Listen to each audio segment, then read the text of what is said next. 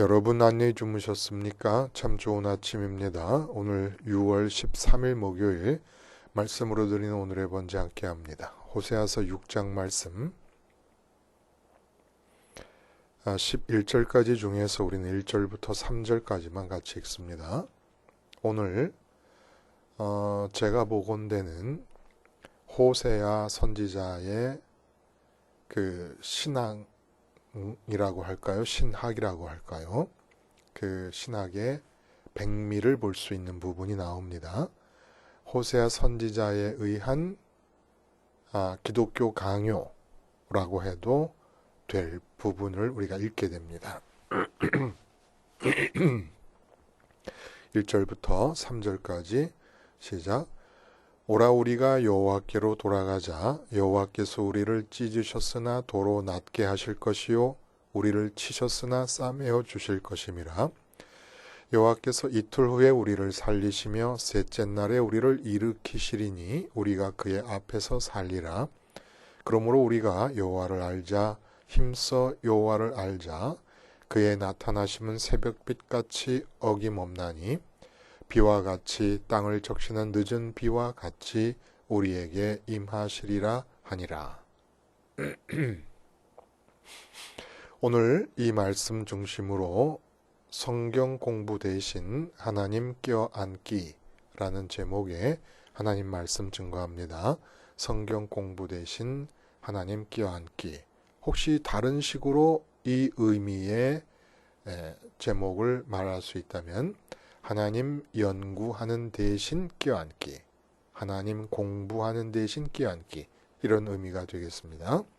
이제 힘써 여호와를 알자라고 하는 이 말을 참 의미를 따라서 제목을 만들어 본 거예요.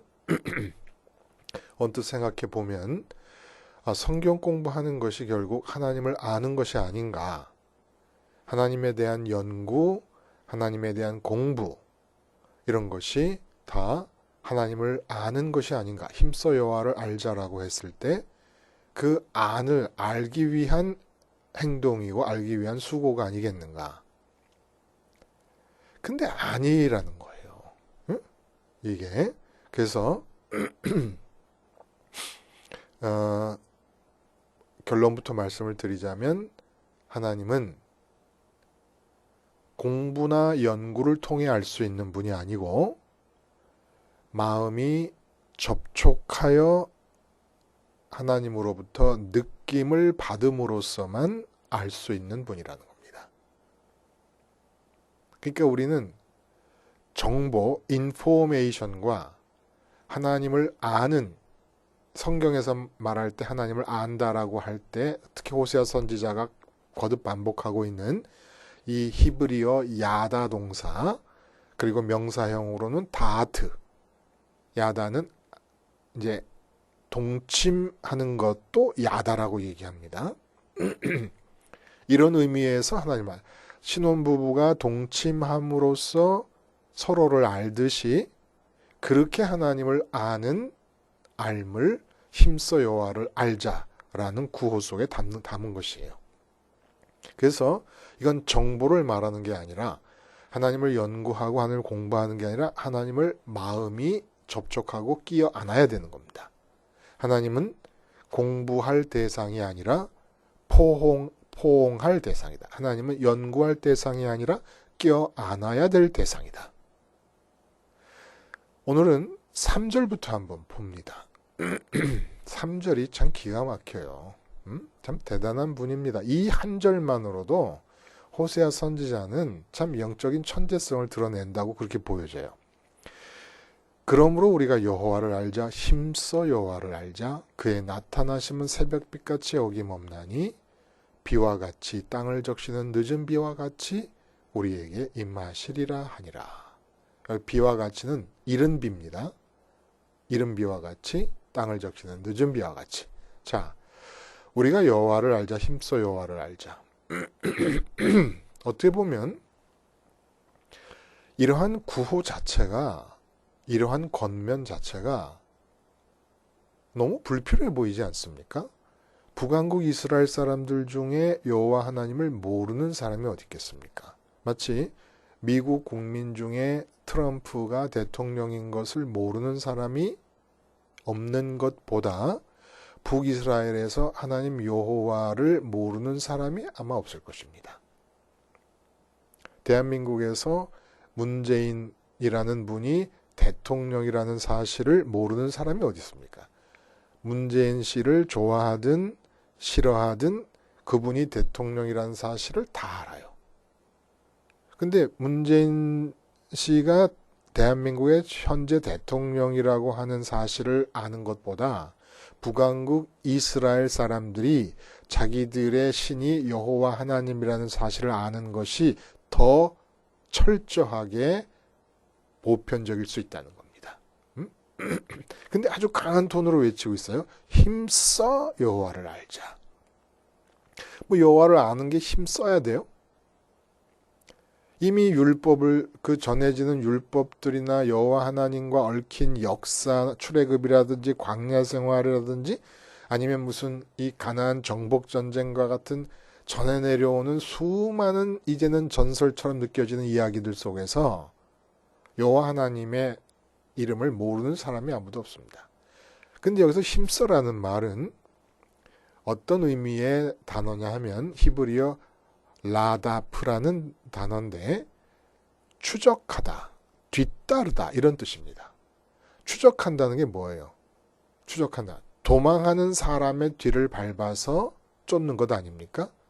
그리고 어떤 사물의 자취를 더듬어 따라가는 것입니다. 그러니까 추가적으로 설명하자면 추적할 때의 마음 상태는 놓치면 큰일 난다는 조바심을 가지고 뒤를 밟는 것을 말하는 거예요.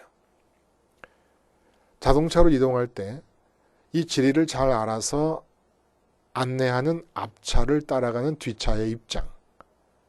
강릉에서 그런 일이 종종 있어요. 자동차를 몰고 내려오시면 식당으로 간다든지 찻집으로 간다든지 아니면 뭐 어디로 이동을 할 때 제가 앞서가고 뒤따라오지 않습니까? 근데 강릉 같은 이 시골 도시는 앞차를 뭐 놓칠 염려가 없죠. 근데 서울 도심지라든지 고속도로 같은 데서는 놓치기가 일수라는 겁니다. 근데 아무런 지리를 모른다. 내비게이션도 없고 지리도 모른다. 놓치면 큰일 나는 거죠. 하긴 뭐 요즘이야 또 핸드폰이 있으니까 그렇지만 핸드폰도 없던 시절에 앞차를 놓쳤어요. 그럼 어떡할 거야 이제. 연락도 할 길이 없고. 그래서 앞차를 놓치지 않겠다는 이 조바심, 이것이 추적할 때의 심리적인 측면에서 보자면 아주 특징적이라는 겁니다. 근데 하나님을 이렇게 추적한다는 거예요. 마치 탈옥범이 생겼을 때 경찰견을 앞세워서 그 탈옥범을 추적해 가듯이 그렇게 하나님을 추적하여 알자는 얘기입니다. 그래서 힘써 여호와를 알자라는 말을 다시 써보면은 여호와를 알기 위해 추적하자. 혹은 추적하여 여호와를 알자. 그러니까 추적이 주로 붙잡으려고 하는 것임을 감안할 때 힘써 여호와를 알자라는 말씀은 추적하여 여호와를 붙잡자.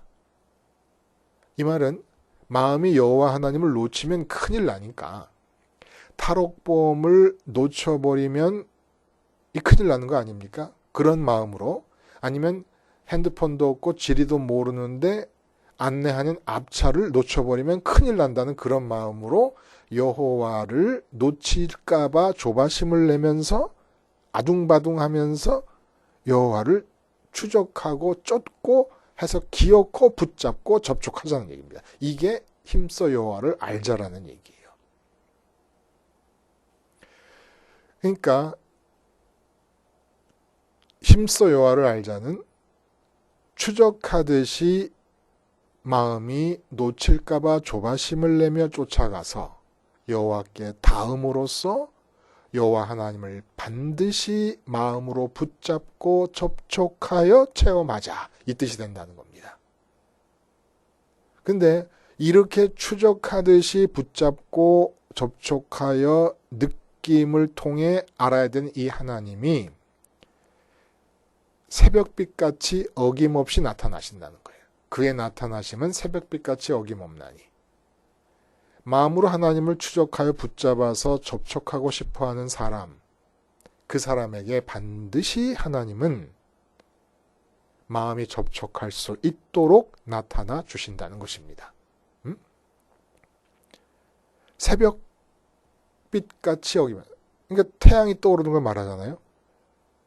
인류 역사 이래 태양이 떠오르지 않았던 날이 있습니까? 구름 때문에 태양이 가려질 수는 있지만 떠오르지 않았던 적은 없잖아요. 그럼 마찬가지로 힘써 여호와를 알려고 추적하는 마음으로 하나님을 마음이 놓칠세라 조바심을 내면서 하나님을 쫓아가서 붙잡고 접촉하려는 그 사람의 마음에 대해서 하나님은 오늘의 태양이 반드시 떠오르듯이 그렇게 나타나 주시고 만나 주시고 접촉을 허락해 주신다는 것입니다. 그러면 이렇게 하나님께서 반드시 접촉해 주시니까, 그러니까 우리가 추적하듯이 놓칠까봐 조바심을 내며 계획하여 추진하는 일들이 얼마나 많습니까? 근데 우리가 계획하고 추진한 일들 중에서 작심삼일로 끝나거나 아니면 그 열매를 원하는 만큼 맺지 못한 일들이 얼마나 많아요. 그런데 하나님만큼은 추적해서 놓칠까봐 조바심을 내며 쫓아가 붙잡고 접촉하고 싶어 하는 마음을 갖고 하나님을 추적하면 반드시 하나님이 나타나 주셔서 접촉을 허락해 주심으로 하나님을 알게 된다는 겁니다. 이렇게 하나님과 접촉함을 통해 아는 암, 접촉함을 통해 주어지는 느낌을 통해 아는 암, 이러한 알물, 하나님에 대한 알물 가능하게 하는 느낌이 도대체 그럼 뭐냐? 호세아 선지자의 천재성이 여기서 나타나는 거예요. 응? 비와 같이 땅을 적시는 늦은 비와 같이 우리에게 임하시리라. 이 짧은 이 말 속에 참 모든 걸 다 담고 있다고 보여지는 거예요. 비와 같이, 앞에 비는 이른 비를 말하는 거예요. 그러니까 히브리어 단어가 달라요. 비와 같이와 땅을 적시는 늦은 비와 같이 할 때 그 비가 달라요. 그래서 이른 비와 늦은 비 같이 우리에게 임한다. 그러니까 하나님을 조바심을 내면서 놓칠세라 추적하듯이 쫓아가 붙잡고 접촉하게 되면 하나님으로부터 느낌이 주어지는데 그게 이른 비와 늦은 비 같다는 것입니다. 메마른 중동 땅에서 농사를 짓는 농부에게 이제 12월 달에서 2월에 걸쳐 씨를 뿌리게 됩니다. 그럼 이 농부에게 이 씨를 뿌리는 이때에 씨를 뿌려놓고 하늘만 바라볼 수밖에 없는 이런 농부에게 있어서 이른 비, 바로 파종 때에 내리는 이 비는 이거 뭐 기가 막힌 겁니다. 응? 장렬하는 태양 아래 타오르는 듯한 밭에 씨를 뿌려야 되는데 이 메마른 땅에 씨를 뿌리면 뭐 하겠습니까? 근데 천수답 같은 경우에 하늘을 바라볼 수밖에 없는 그런 상황에서 12월 달에서 2월에 걸쳐 씨를 뿌리는데 비가 내리는 거예요. 땅이 촉촉하도록 비가 내립니다. 그리고 늦은 비는 언제냐? 추수하기 전 봄 3, 4월에 늦은 봄에 초여름에 이제 추수를 하게 되는 우리가 기후가 다르니까. 근데 이 추수하기 전에 곡식이 잘 자라야 되잖아요. 잘 자라고 연글려면 수분이 충분해야 될 거 아니겠습니까? 그때 막 곡식이 자라가지고 열매를 탱탱하게 불려 나가려고 할 그 시점에 하늘에서 비가 쫙쫙 내려주는 거예요. 이 농부의 마음, 팔레스틴 땅에서 이 뜨거운 태양 아래서 농사를 짓는 이 농부의 마음에 이 이른 비, 늦은 비는 그야말로 할렐루야 비예요. 아멘 비고. 뭐라고 표현해야 좋습니까? 이 이야기를 하는 이유가 뭡니까? 이른 비와 늦은 비, 농부에게 있어서 이른 비와 늦은 비, 특히 팔레스타인의 농부에게 이 비유예요, 비유. 추적하듯이 하나님을 쫓아가서 붙잡고 하나님과 접촉하면 어떤 일이 일어나느냐? 호세아 선지자 기가 막힌 일이 일어난다는 겁니다. 이 세상에 대해서 사람들이 살면서 갖게 되는 마음의 가장 공통적이고 원초적인 상태가 뭐예요? 갈증이에요. 갈증. 목마름. 응? 사방팔방 뛰어다니며 애걸하면서 구걸을 했지만 10억을 못 구했어요. 그래서 그 10억 때문에 30평생 혼신을 다 바친 기업이 부도가 날 상황이 됐습니다. 마음이 타들어가요. 마음이 타들어가. 이 10억에 대한 마음. 근데 우연히 길에서 만난 40년 만에 만난 고등학교 동창생이 얘기 끝에 자기 얘기를 듣고 10억을 선뜻 내주며 빌려줍니다. 이때의 그 10억. 이거 이 정말 불이 타는 듯한 갈증에 던져진 이 10억. 그리고 3년을 일심으로 쫓아다녀도 눈길 한번 안 주던 미스김이 드디어 마음을 열고 첫 데이트를 허락하는 그 순간. 이런 극적인 상황뿐이겠습니까?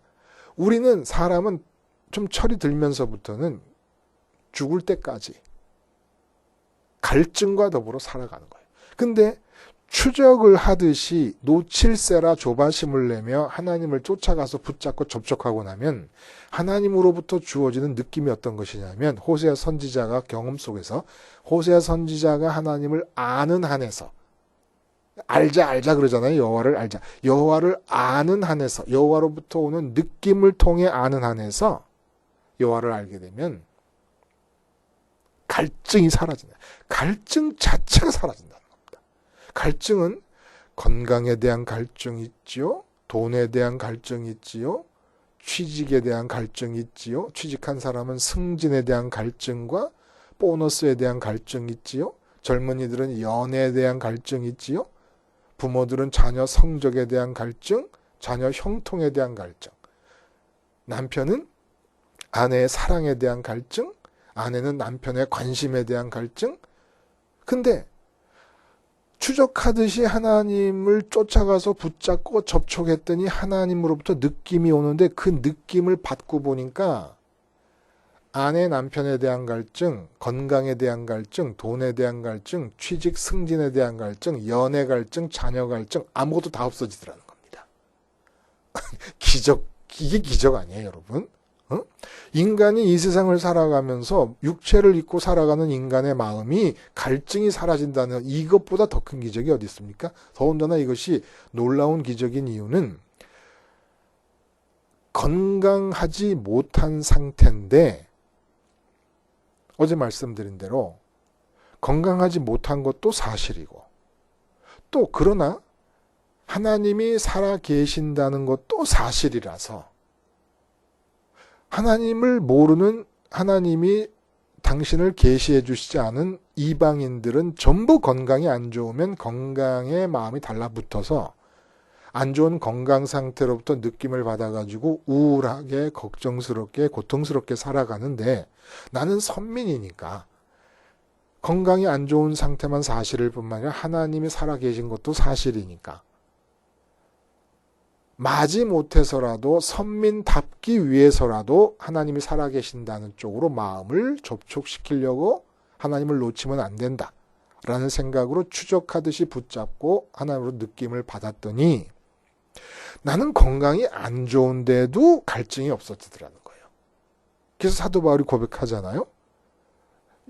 육체에 사단의 가시를 안고 살았습니다. 그래서 그것을 위해 기도하다가 드디어 하나님을 접촉하고 만납니다. 그러니까 하나님이 뭐라고 했어요? 나의 은혜가 너에게 족하다.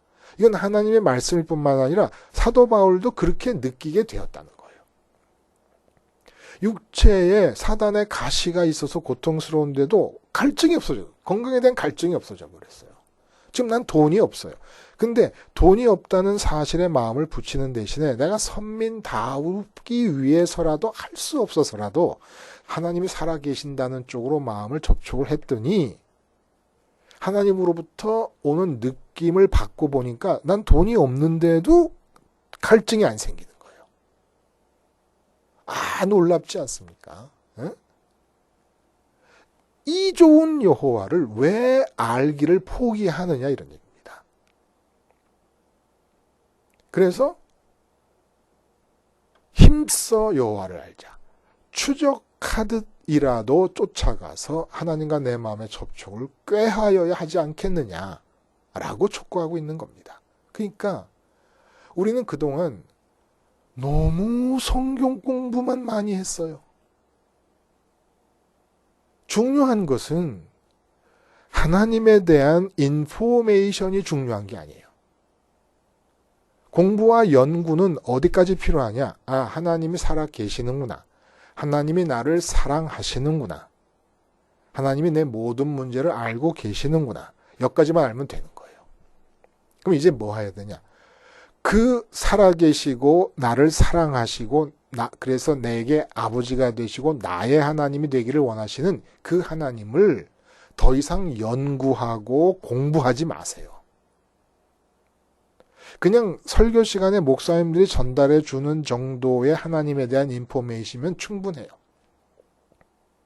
설령 하나님이 전지전능하시다는 그 사실을 모른다고 해도 내 마음이 하나님과 접촉하여 하나님을 끼어안고 하나님으로부터 느낌을 받으면 될 거 아닙니까? 전지전능이라는 하나님의 속성을 이론적으로 인포메이션 상으로 알긴 아는데 마음으로는 접촉하지 않아요. 그러니까 힘써 여호와를 알지를 못하는 거예요. 아무리 하나님에 대한 정보가 머릿속에 많이 들어있어도 마음이 하나님과 접촉하지 못하면 아는 게 아닙니다. 강릉 바닷가에 이 동계 올림픽을 계기로 호텔들이 2개가 섰어요. 근데 이제 소나무 숲 속에 서 있는 호텔이 가족 단위로 숙박하기가 편리해서 그 주말이 되면 아주 가족들이 바닷가에 막 득실득실합니다. 근데 많이 볼 수 있는 광경은 갓난아기나 어린아이들을 아빠들이 이렇게 안고 있는 모습을 볼 수 있어요. 어린아이들은 모래밭에서 놀다가는 힘들고 지치니까 아빠한테 안아달라고 보채. 그러면 안으면 애가 힘이 드니까 아빠 어깨에 고개를 축 늘어뜨리고 두 손으로 아빠 목을 이렇게 끼어 안고는 여러분 상상하실 수 있죠. 아빠 어깨에 목이 툭 떨어지듯이 얹혀져 있는 상태로 끼어 안깁니다. 이 어린아이들은 아빠가 어떤 집안의 출신이며 얼마나 공부했으며 아빠의 성격은 어떠며 아빠가 직업으로 밖에서 하고 있는 일은 무엇이며 이거 아무것도 몰라요. 아무것도 몰라. 그냥 안아달라는 거예요. 그냥 아빠니까. 아무리 어린애라도 아무 아저씨나 보고 안아달라 그러지 않아요. 한참 놀다가 정신없어가지고 아빠를 보니까 안 보여. 그러면 울면서 와가지고 아빠를 찾다가 아빠가 보이면 막 뛰어오면서 아빠 안아달라 그러죠.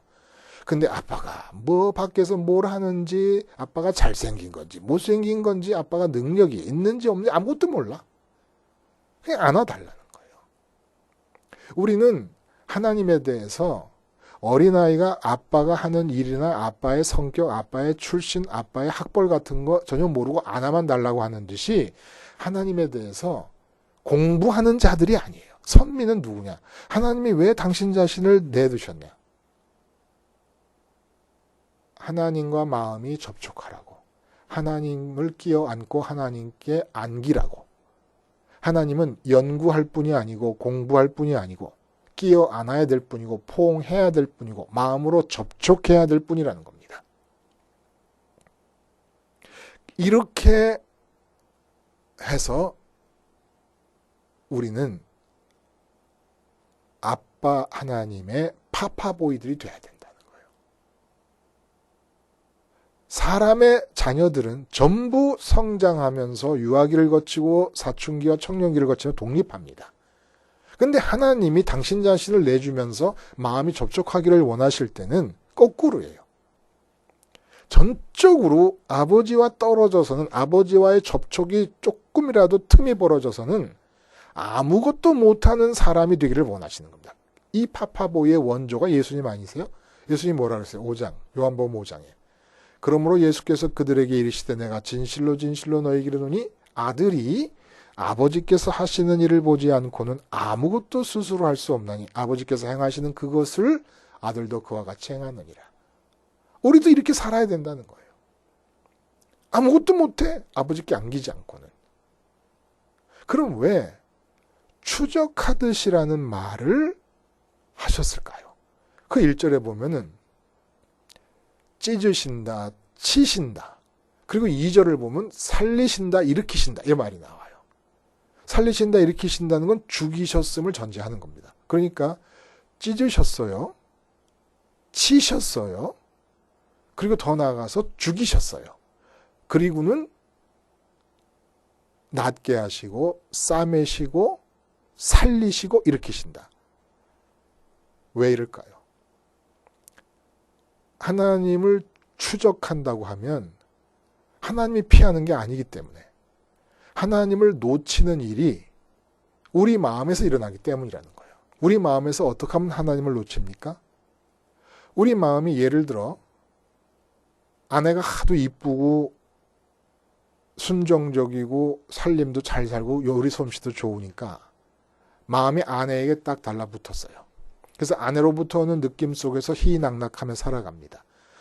이 접촉이 길어지다 보면 어떻게 되냐면 내 마음에서 아내가 내 마음에 살이 되도록 엉겨 붙어버립니다. 유착이 된다는 거예요. 유착.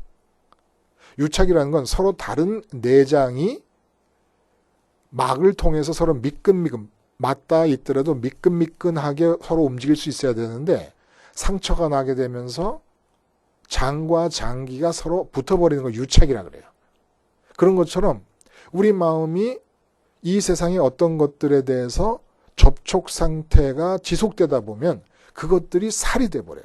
근데 예를 들어 아내가 내 마음에서 살이 되거나 자녀가 살이 되거나 아니면 돈이나 아니면 내 외모나 건강에 대한 관심이 내 마음에 살이 돼버린 이렇게 유착 상태에서는 절대로 하나님과 어떻게 합니까? 접촉할 수가 없다는 거예요. 그럼 하나님을 잃어버리는 거예요.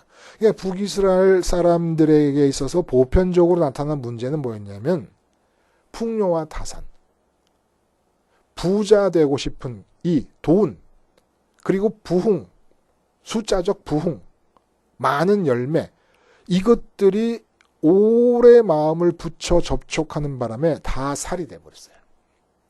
그러니까 이들이 하나님과 접촉을 하려면 어떻게 해야 되느냐? 찢어내야 되는 겁니다. 응? 그래서 3년 동안 사귄 애인과 결별을 할 때 왜 마음이 찢어지는 아픔이 느껴집니까? 계속해서 3년 동안 마음을 접촉시키고 있었더니 이제 애인이 내 마음에 살이 돼버렸기 때문에 애인이 살이 돼버린 상태에서는 아무리 하나님과 접촉하려도 접촉할 수가 없어요. 그래서 추적한다는 얘기야. 추적한다. 이제 내가 조바심을 내야 된다는 거예요.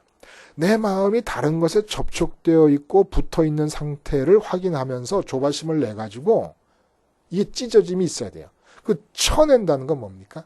아직 유착이 지속되고 있는 동안에 집착이 접촉이 지속되고 있는 동안에 유착까지는 안 갔어요. 그럼 쳐내시는 거예요. 이런 경우는 대부분 우리 삶에서 경험할 수 있는 게 어떤 거예요? 우리가 계획을 세우고 소원을 가지고 추진하는데 그 일이 안 되는 거. 하나님 쳐내시는 겁니다. 그 일이 성공해서 내 마음의 접촉이 더 이상 지속되면 이게 유착 상태가 빠져서 찢어내지 않으면 안 돼요. 이렇게 찢어내고 쳐냈다 하더라도 이미 접촉한 상태에서 내 마음이 느낌을 받고 있지 않았어요. 그러니까 내 마음이 다 더러워져 버린 거예요. 그래서 이 더러워진 마음은 죽일 수밖에 없는 거예요. 죽였다가 다시 살리시고 일으키시는 겁니다. 지금 이 십자가의 역사를 그대로 호세아 선지자가 예표적으로 말씀하고 있는 것이고 구약에 있는 선지자들에게는 비록 북왕국 이스라엘이라도 원칙적으로 남왕국 유다 예루살렘 성전을 기준으로 삶을 살았어야 되니까 성전적인 삶이 성전 중심의 삶이라는 것이 바로 이 과정을 겪는 겁니다. 내 마음이 접촉해 있는 대상, 그럼으로써 하나님을 지금 잊어버리고 잃어버리고 있는 거예요. 조바심을 내면서 추적하듯이 놓칠까봐 조바심을 내면서 해야 될 것은 하나님의 찢으심과 하나님의 쳐내심과 하나님의 죽이심에 나를 내놓는 겁니다. 그것이 바로 십자가 사건이고 구약에서는 번제단에서 양을 죽이는 사건이었다는 거예요. 내가 내 자식을, 내 아내와 남편을, 내 돈과 내 재산을 유착된 상태에서 찢어내고 쳐내려면 아파 죽어요. 내가 못해요. 그러니까 애꿎은 어린 양과 애꿎은 아무 잘못 없는 예수님을 십자가에서 찢으시고 치시고 죽이십니다. 그리고 그분을 다시 일으키시고 삶을 살게 해주십니다. 아, 이거 대단하죠? 호세아 이 1절, 2절, 3절, 6장 1절, 2절, 3절이 기독교의 전부를 얘기하고 있는 거예요. 복음의 전부를 얘기하고 있는 겁니다. 그래서 오늘도 우리는 하나님을 추적해 들어가는데 어떻게 추적하면 십자가로 추적해 들어가는 거예요. 나를 찢으시고 나를 치시고 나를 죽이셔야 될 일을 예수님께 다 쏟아 부으셨어요. 우리가 할 일은 예수님이 나 대신에 찢기시고 침을 당하시고 죽임을 당하신 그 사건을 내 거로 받아들이면서 하나님 말고 다른 것에 유착되어 있거나 유착되기 직전까지 붙어 있거나 그래서 그것으로부터 느낌을 받아갖고 더러워진 내가 죽는 일까지 십자가의 예수님을 바라보며 주님, 내가 주님과 함께 죽었습니다. 라는 고백을 함으로써 이 추적함을 가능케 해주신다는 거예요. 하나님을 잃지 않고 놓치지 않고 추적해서 쫓아가서 하나님을 붙잡고 하나님으로부터 오는 느낌 속에서 이른 비 늦은 비를 맡고 있는 농부의 마음으로 세상에 대한 모든 갈증이 사라진 채로 살아가라는 것입니다. 어떻게? 십자가를 통해 예수님의 찢기심과 치심 당함과 죽으심이 내 것이라고 고백함을 통해서 힘써 여호와를 알자. 십자가 생활화를 통해 힘써 여호와를 알자. 추적하듯이 쫓아가 하나님을 붙잡고 접촉하자. 그래서 그 느낌 속에서 갈증 없이 살아가자. 호세아 선지자에게 고마움의 박수를 보내면 좋겠어요. 기도하겠습니다. 하나님 아버지, 십자가 생활화를 통하여 하나님을 추적함이 예수님의 찢김과 침을 당하심과 죽으심을 내 것으로 받아들임을 통해 이루어짐으로써 기어코 하나님을 붙잡고 접촉함으로 하나님으로부터 오는 그 갈증 없애는 느낌 속에서 이 세상을 살아가게 해 주시옵소서. 예수님의 이름으로 기도드리옵나이다. 아멘.